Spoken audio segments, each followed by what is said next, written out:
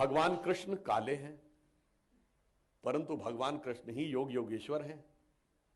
भगवान कृष्ण को मक्खन प्रिय है और भगवान कृष्ण और राधा में एक अलौकिक प्रेम है। इसका क्या अर्थ है? जब हम ध्यान लगाते हैं तो हमारी आंखों के सामने क्या होता है? काला रंग। तो ध्यान की वह अवस्था शुरू होती है कृष्ण से।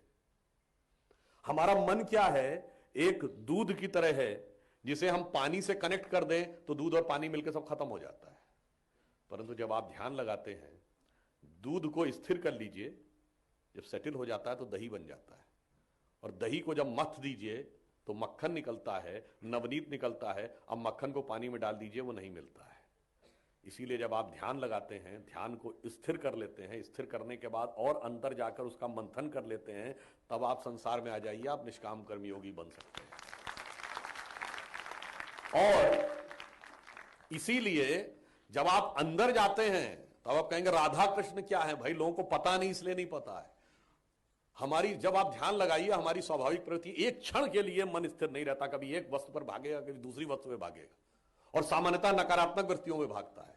तो हमारे शरीर की जो वास्तविक धारा है वो अधोगामी है, और धारा को उल्टा कर दीजिए तो क्या हो जाता है? राधा। यह राधा और कृष्ण का संगम है, जो कि ध्यान की चरम अवस्था को दर्शाता है। और कृष्ण से होकर नवनीत मिलता है।